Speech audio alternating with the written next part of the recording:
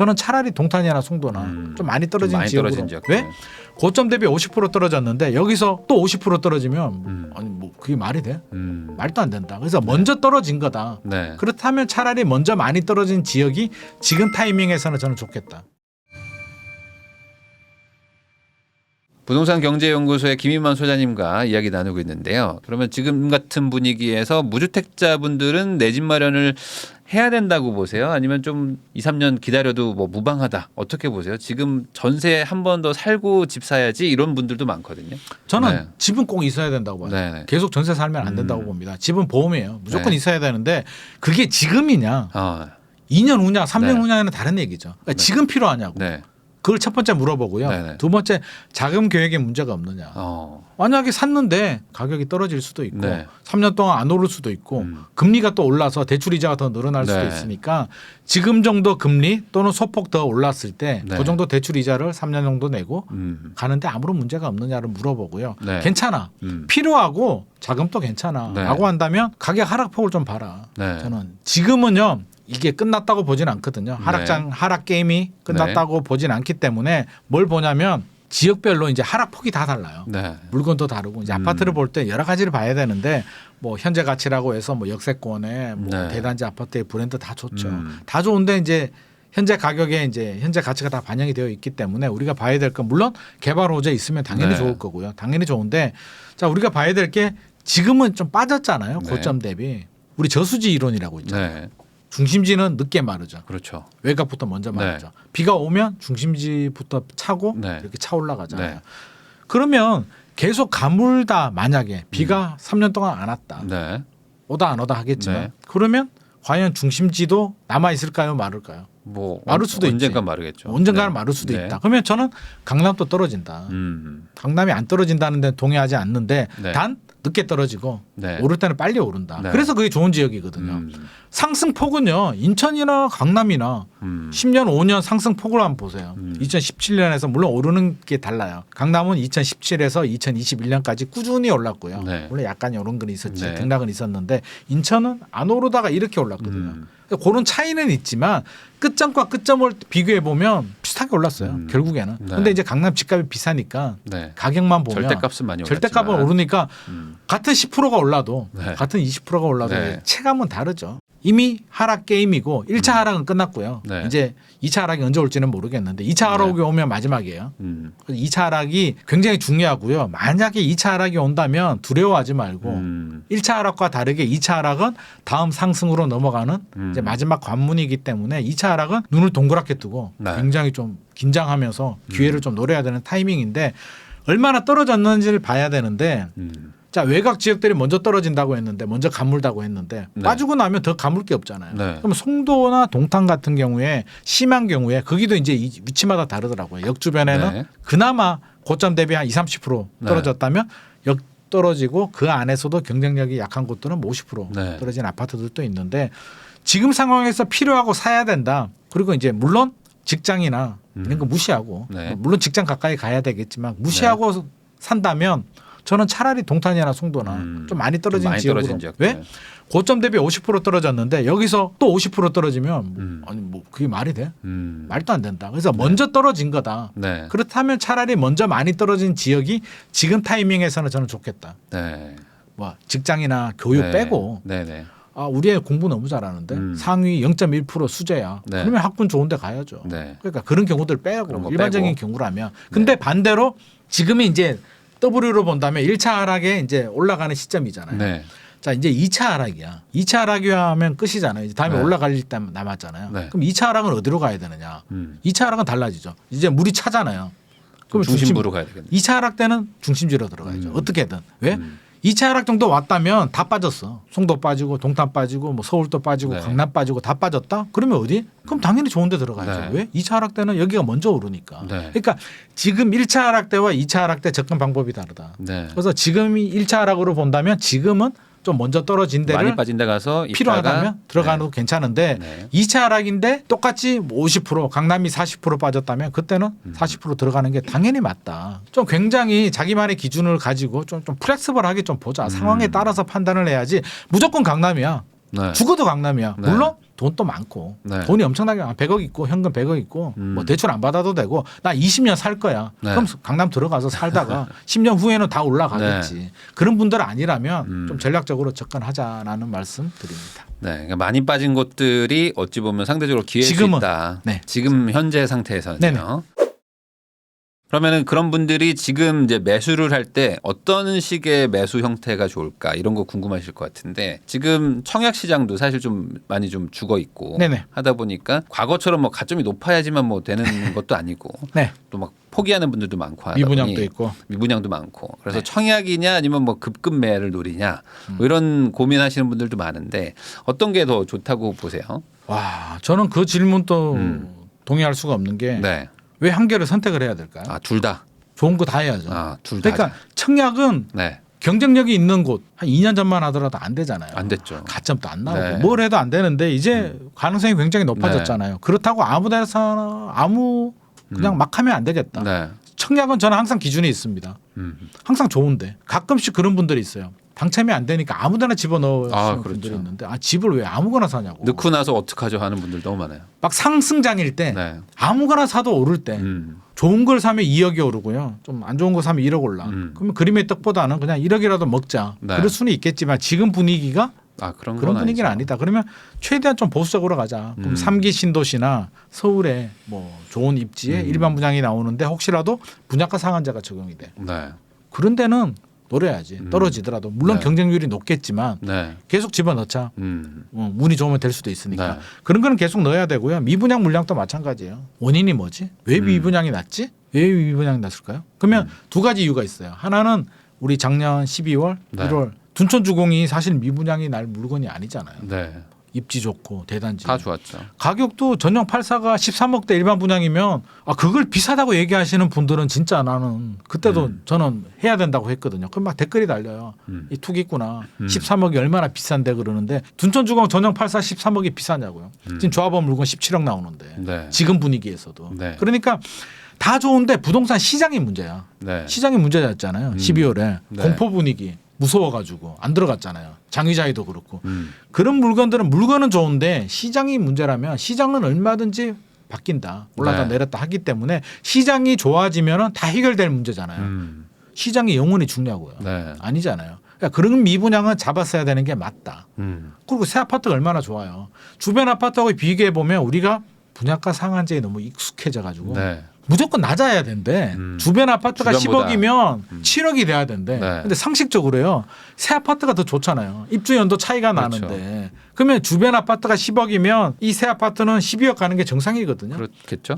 네. 근데 분양가 상한제 눌러서 우리가 7억에 익숙하다 보니까 무조건 저렴해야 된대. 도둑놈 싶보지. 네. 그러니까 비슷해도 유리한 거예요. 네. 그러니까 둔촌주공이 굉장히 메리트가 있었던 건데 사람들이 이 분양가 상한제 가격이 낮은데 익숙하다 보니까 네. 13억도 비싸다라고 이야기를 한 거거든요. 네. 그래서 미분양 같은 경우는 그런 문제가 아니고 반대로 입지가 안 좋고 나홀로 아파트거나 분양가가 지나치게 고분양가예요. 네. 막 미쳐. 네. 주변 시세가 뭐 평당 예를 들어서 평당 1,000만 원인데 얘는 평당 2,000이야. 네. 부동산 시장이 좋아져도 언제 회복이 될까? 그런 아파트들 과거에도 몇 개 있었잖아요. 네, 있었죠. 10년 걸렸거든요. 네. 그거 최근에 제가 한번 가봤는데 한번 임장 한번 네, 네. 시간 나서 한번 가봤어요. 아직도 큰 평수들은 분양가 회복이 안 됐어요. 13년이 지났는데도 회복이 네. 안 돼. 우리 화폐 가치 하락이 아무리 반영이 돼도 네. 집값이 2015년에서 2021년 그렇게 올라도 아직도 회복이 안 돼. 이건 절대 하면 안 되는 거죠. 그러니까 물건을 좀 가리자. 미분양 네. 같은 경우. 금매물 좋죠. 당연히 좋은데 네. 금매물 기준에 따라 다르잖아요. 네. 금매물 기준이 도대체 얼마야. 네. 계속 내려가면 좋겠지만 자기만의 기준을 잡아야죠. 저는 고점 대비 30% 정도 보고 있거든요. 네. 물론 지역마다 좀 편차는 있겠지만 30% 정도면 필요한 사람들은 해도 괜찮겠다.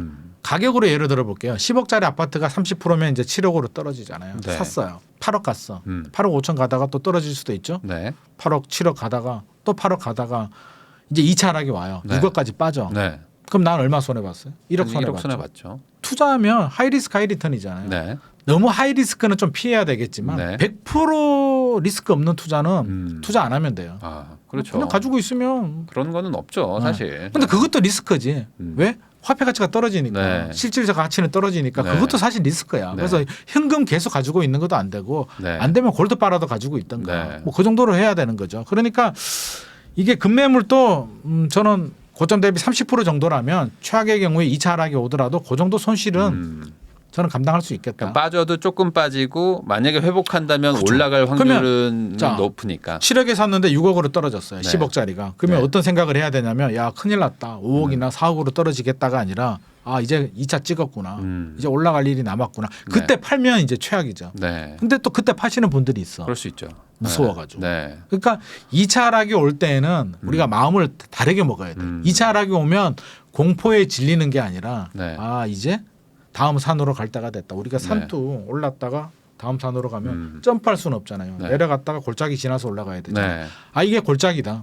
라는 인식을 하고 버티셔야 되죠. 오를 때는 뭐 버티거나 아니면 조금 무리해서라도 뭐 상급지로 간다거나. 그렇죠. 뭔가. 그렇게 가야 되는데 버티고 버티다 2차 하락 오면 집어 던져. 아, 나 이제 못 무주택으로 견디겠네. 가야겠다. 그때 무주택으로 가면 이제 최악이죠. 아. 그러니까 그 선택을 잘해야 되겠다. 그래서 네. 1차 하락과 2차 하락을 좀 구분할 필요는 있겠다. 그 2차 하락도 시그널이 좀 있어요. 보도자료 보면 보도자료 내용이 다 있잖아요. 왜 이 정책이 나오고 전세 대출도 보면 내용이 다 나오거든요. 네. 그러면 자 우리나라 부동산 정책의 메커니즘은 제가 지난번에도 말씀드렸지만 집값이 지나치게 오버슈팅이 되면 규제를 하고 네. 지나치게 떨어져서 언더슈팅이 되면 규제를 푼다. 네.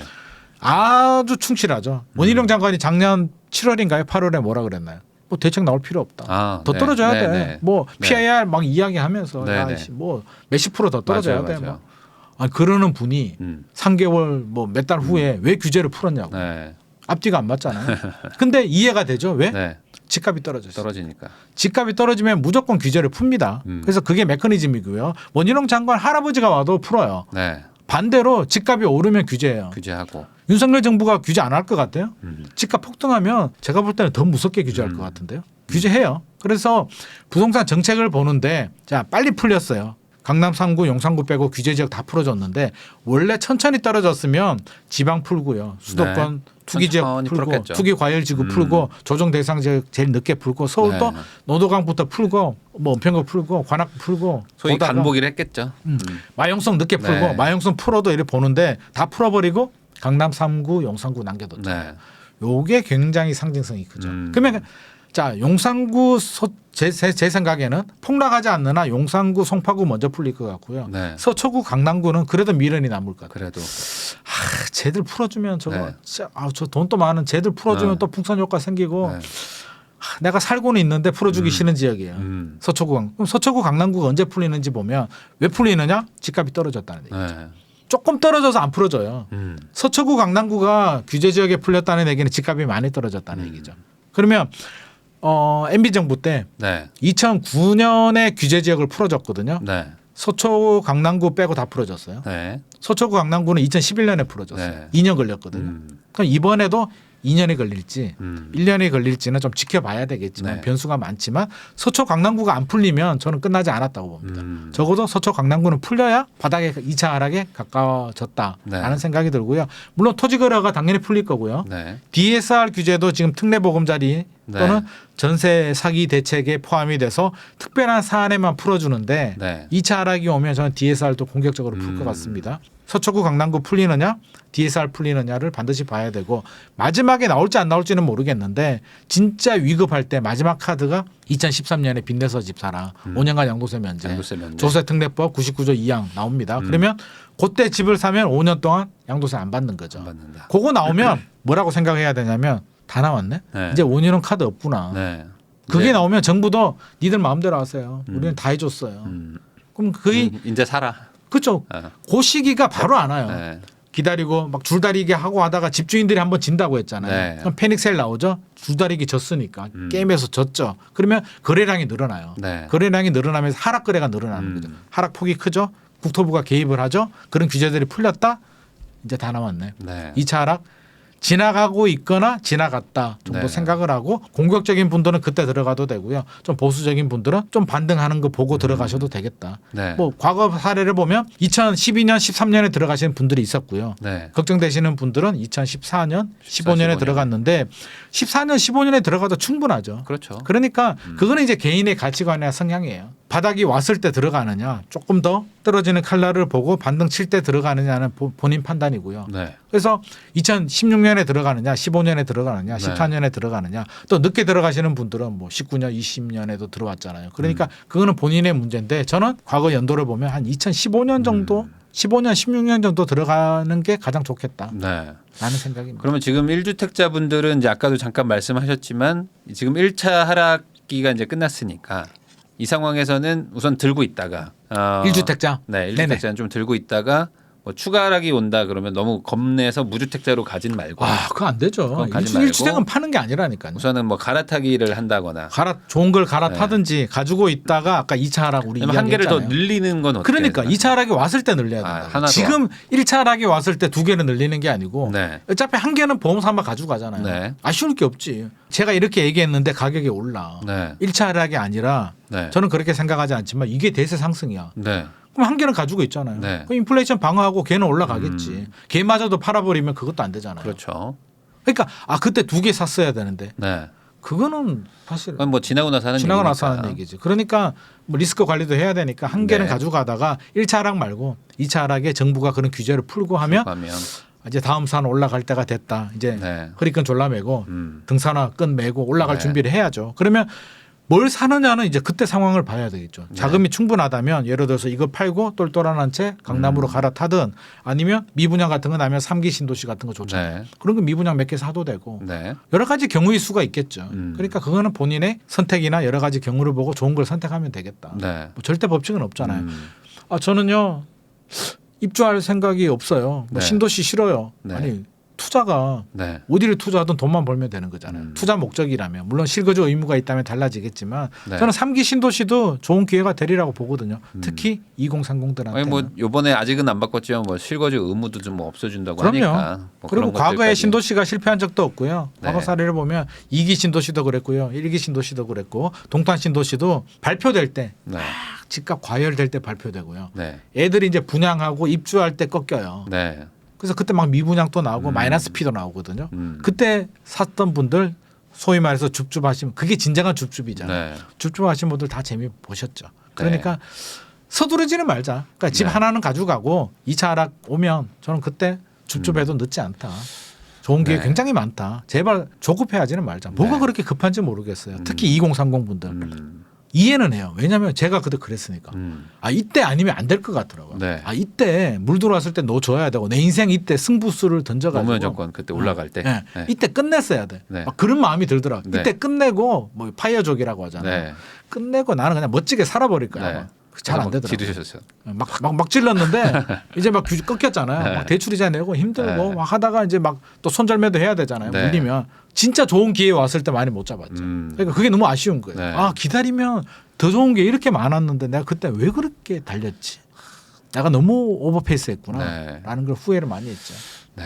그러면 지금 그 다주택자분들은 우선은 버틸 수 있는지 확인하고 좀 버틸 수 있으면 하고 버티고 좀 이게 선택과 집중을 좀 해라. 좀 선택 집중을 좀 해야 된다. 그러니까 5주택이면 네. 뭐 한 두세 개는 가져가고. 근데 이제 두세 개는 팔리지가 정리해야 않는 게 문제인데. 금리나 0.25 될 때 한번 네. 큰 폭의 반등 온다니까요. 그러니까 연말이나 한번 그렇죠. 올 연말일 수도 거라고 있죠. 이제 보신다는 거죠. 그렇죠. 충분히 가능성이 있고요. 올해 하나 안 오면 내년 상반기에 옵니다. 네. 그러니까 뭐가 그렇게 뭐 급합니까? 뭐 빠르게 보는 분들은 뭐 가을에도 온다 뭐 이런 얘기도 가을에 올 있고. 수도 있죠. 네, 올 그렇기 수도 있고 때문에. 안 올 수도 있는데 안 오면 어쩔 수 없는 근데 거고. 그걸 올 거니까 미리 뭐 베팅하고 뭐 이럴 필요는 없고. 굳이? 네, 굳이 그렇게까지 막 왜 급하게 그래야 할 건 되죠? 아니고. 올해 시한부야. 네. 올해 살고 난 내년에 없어. 네. 그러면 뭐 그럴 수 있죠. 근데 그런 경우 아니잖아요. 네, 그런 건 네. 아니기 때문에 이제 네네.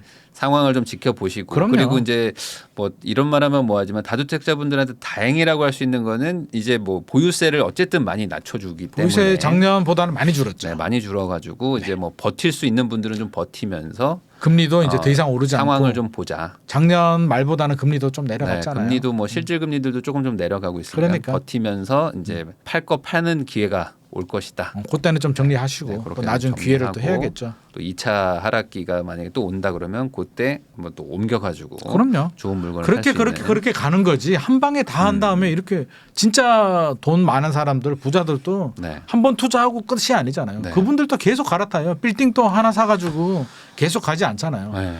뭐 한 5년 10년 가지고 가다가 또 리모델링도 하고 팔고 다른 거 갈아타고 하거든요. 그런 것 그러니까 끊임없이 이거 우리 인생 숙제 같아요. 네. 부동산은 죽을 때까지 물론 죽을 때는 아니고 한 70까지는 계속 머리를 쓰고 네. 끊임없이 고민을 하고 노력을 해야지 한 번 하고 끝날 문제는 아니다. 아 이게 참 부동산 투자가 이게 하면 할수록 참 어려운 것 같은데 어렵죠. 이 정말 이 부동산 투자를 하면서 이 진짜 저도 그렇지만 이 부동산 투자가 쉽다고 생각해서 접근했다가 이번 기회에 이 부동산 투자 세상에 쉽지 쉬운 건 없습니다. 않네라고 생각하시는 분들한테 세상에 쉬운 건 없고요. 마지막으로 조언 한마디만 해주십시오. 세상에 쉬운 거 절대 없고요. 네. 세상에 공짜 절대 없습니다. 네. 자, 우리가 사기당하는 것도요. 사실 네. 그런 마음이 좀 있어요. 뭔가 좀 저렴하거나 이거 너무 좋은데 네. 사실 그런 마음이 있거든요. 그래서 저는 항상 좀 가슴은 뜨겁게 머리는 좀 차갑게 했으면 좋을 것 같고요. 네. 제가 꼭 당부의 말씀드리고 싶은 건 사람마다 다 달라요.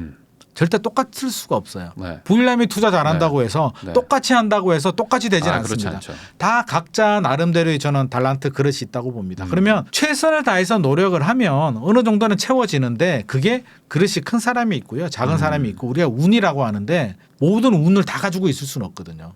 그러니까 열심히 노력하고 받아들이자. 최선을 다하고 그건 운에 맡기고 받아들여야지. 친구하고 비교해가지고 각자의 인생이 있잖아요. 같이 투자했는데 내 친구는 얼마 벌었는데 그거 아무 의미 없잖아요. 친구가 내 의미 인생 없죠. 살아주는 것도 아니고 나는 다른 걸 또 얻을 수도 있죠. 네. 뭐 친구는 뭐 건강이 안 좋을 수도 있고 자녀들이 공부 못할 수도 있고 다 나름대로의 고민과 걱정이 있고요. 저희 어머님이 항상 하시는 말씀이 있어요. 네. 천석군 천 가지 고민, 네. 만석군 만 가지 고민. 네. 자산이 많을수록 고민은 늘어납니다. 그러면 맞습니다. 많으면 엄청나게 행복하냐?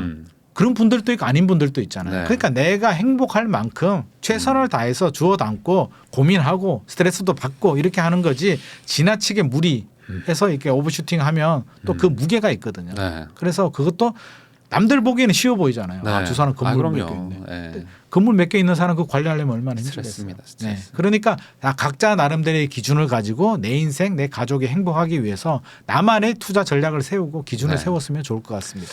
그냥 남이 뭐 하는 게 다 쉬워 보이고 그럼요. 그렇지만 세상에 공짜는 없고 남이 내 다, 인생 살아주지도 않습니다. 비교하지 남의 마십시오. 제발. 인생이 중요한 게 아니라 네. 내 인생 잘 챙기자. 그럼요. 이런 말씀 해주신 것 같습니다. 부동산 경제연구소의 김인만 소장님 모시고 한국 부동산 시장이 어떻게 흘러가는지부터 이런 시장에서 우리가 어떻게 대응해야 되는지까지 알아보는 시간을 가져봤습니다. 소장님 다시 한번 나와주셔서 감사드립니다. 감사합니다. 고생 많으셨습니다.